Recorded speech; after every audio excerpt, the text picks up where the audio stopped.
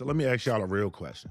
Did the Eagles disrespect the Commanders? Or did they just expose the truth that a lot of us fans already knew and we just didn't want to hear? Because that game we saw, it wasn't about that 2-point conversion. It wasn't about the fight that ensued after that. It was about the distance between the NFL elite and us, the Commanders. And after listening to John Keim, the Commanders post game, it's kind of impossible to ignore, man. It's impossible to ignore. So let's talk about it, because this is a G talk. And you know how we gonna do. We keep it real, we keep it raw, we unfiltered with the bad boy, man. We gonna talk it up. Let's get right into it, man. Let's get right into it. First off, want to say shout out to everybody that's in the area. I'm back home for a little bit, checking it out. DMV ain't never failed me, dog. They don't owe me nothing, bro. I had an amazing time last night while we were getting our heads cracked down. But let me go ahead and get started, right? So, listen, John Keim, he acknowledged something really important, right? This wasn't just a lifeless performance. This wasn't that. The Commanders, they played much harder. They competed for much longer. They ain't roll over, right? Like we had seen in recent weeks. We've been seeing that, right? But the tone did shift a little bit. You kind of say the quiet part out loud. It's just a clear separation between us and them, us and the elite. We not one of them right now. We not one of them. Granted, we had a second string quarterback. You know, that's not what I'm talking about. Just how the team looks in general. That's not just coaching. That's not just execution. That's the roster. That's the talent. That's that team building, right? Something to think about. Like John Keim, he pointed directly to the Eagles' advantage on defense, man. They younger, they faster, they got more rotational depth. It shows up late in games. It shows up when plays break down. It shows up when the fatigue hits. Meanwhile, over here in Commander Land, we asking veterans, aging veterans at that, and youthful backups that ain't got the expertise yet to win in space against elite athletes that get PT, that get burned. You know what I'm saying? That's not a strategy. That's a survival mode. We out here playing Survivor's Guild out this joint, right? John Keim also mentioned, I'll be remiss if I didn't say this, man. He mentioned the one thing we need to do this offseason, the most important, the most imperative thing we need to do, is we got to get younger and faster, primarily on the defensive side of the ball, and infuse that youth and speed throughout the entire roster, okay? Not one piece, not hope for internal growth, a reset, right? A roster building reset, okay? Because we finna see Josh Johnson on Christmas Day, bro, okay? That is not about to make my Christmas sweet at all. Like, we was already gonna take an L. You know what I'm saying? At least I wanted to see us fight like we did yesterday when Marcus was in the game. My man Mariota. Hope he all right, though, man. I hope he all right. But let me keep it moving. That 2-point conversion, it did its thing. It was a slap in the face. They ain't need to go for that jump. They had the game in the bag, right? But most fans, they said it. They all felt it. When I was out Jaspers, they was like, yo, that was slight disrespect, son. They going crazy. But this the reality, man. This the reality. Nick Sirianni, he might not even have been trolling, right? This is what I'm saying. Good teams, they don't downshift. They don't play down to their competition, right? They don't protect other teams' feelings. They go for the gusto. They go for your neck, right? That's how you execute somebody. You know what I'm saying? You get them out of here. You know what I'm saying? So they executed us by executing their offense. You know what I'm saying? Off with thy head. And that's what hurt the most. Second year in a row, they done off thy heads, man. Second year in a row, bro. But real quick, man, quick pause to the vid. If you appreciate these honest Commanders conversations, man, we ain't making no excuses. We ain't no doom, no gloom, folks. We ain't even rage baiting y'all. Hit that subscribe button, man. The channel is about context, growth, and calling it how it is, whether we losing or we out here shining, right? But let's get right back to it, but make sure y'all slap that subscribe button for your boy, man. It's much appreciated, right? So let's talk about the fight. You got tempers flaring, you got frustrations boiling over, and it's cold outside, man. And you losing to a team you do not like. Your season has went to hell in a handbasket and it's your first time playing them, and it don't mean nothing. It ain't for nothing. Last year, y'all was playing for the division. Y'all was playing for the right to go to the Super Bowl. This year, we're playing for absolute dog shit. Protecting teammates does matter. Emotions matter. But when you 4-11, those toughness moments, man, it kind of show you what it is. It show you that the boys, they frustrated, man.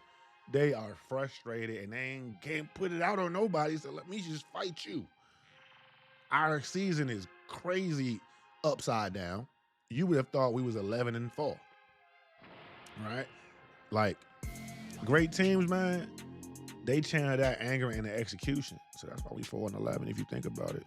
If the guys fought as hard as they was fighting that fight, most of this season, we might not be staring at a top 5 draft pick, right? Struggling teams, man, they let this kind of stuff spill over. Luckily, we got a good unit. We got a good team, man. They're not quitting, right? They're not no pushovers. They're not pussified. They just lack talent and depth. And that is a curse for purgatory in the NFL, dog. Man. Let's talk about a glimpse of an identity, though. We did see some things in the game that was good from our team, right? John Keim made a mention of it. I noticed it. Thinking about that touchdown drive we had, one of our touchdown drives. Ran the ball 6 straight times, and they worked 6 straight times. The drive mattered the most because it showed something. It showed that we have, with this offensive line, we got the potential to be physically dominating at the point of attack, controlled. You know, when you have a running game, you controlling the game, i.e., most teams' blueprint to success is controlling the game. And then when you run the ball and you got the line that's protecting the quarterback when they do decide to drop back, and the line is actually being able to dictate the terms, that's when you deem it be quarterback friendly. And that's what we need for JD. Something quarterback friendly, dog. You feel me? So that's one thing that John Keim did suggest that I thought was pretty interesting. But it's not to hide the QB like on some teams. It's to actually support him and uplift, right? And that's how we stabilize this rebuild, okay? So injuries, man, and why this season is so hard to judge, okay? Think about it for a second. We have had injuries that have wrecked units on our squad. Offensive line, different parts of the defense, the secondary, the defensive ends, the wide receiver units, shoot the running backs, the quarterbacks. You know, saving grace, the only 2 positions that ain't been hit for real, the kicker and the punter. Please let Tressway make it through the season because he be getting smacked sometime. All right? Like, it matters because when players is getting evaluated, you know what I'm saying, by these coaches, when these coaches are being evaluated by their bosses, you got to take their context, man. It doesn't erase the big picture that we 4-11 and that we look like dog shit. But because of these injuries, the Eagles look like a super finished product. They are a super finished product, and we are not. We are a project.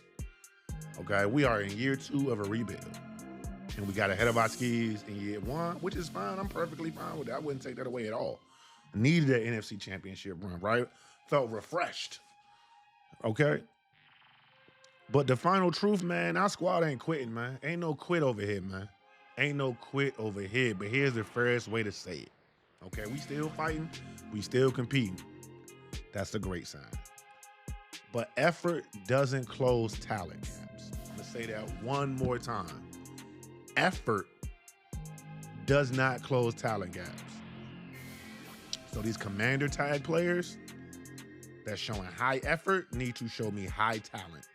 Part of the commander tag, and I'm looking directly into the camera now, part of the commander tag needs to be elite talent. That needs to be a part of the tag. Like when I do a YouTube video, I got all these tags I got to associate with the YouTube video. With my commander tag players, I need elite talent, you know, a talented player, or as the coach said, the cream rises to the top. All that, bro. I don't care. Be elite, bro. All right? Like, that's what I'm saying. Like, I just need that. Building an identity that actually works, man. Getting younger and getting faster. That's the key. That's the key to this offseason. pride, this brotherhood, it don't overcome depth, man. Right? It don't overcome play speed. It don't overcome talent and gaps, bro. All right. That culture is cool, bro. Culture is how you keep players, from doing stupid off the field things or being a cancer in the locker room.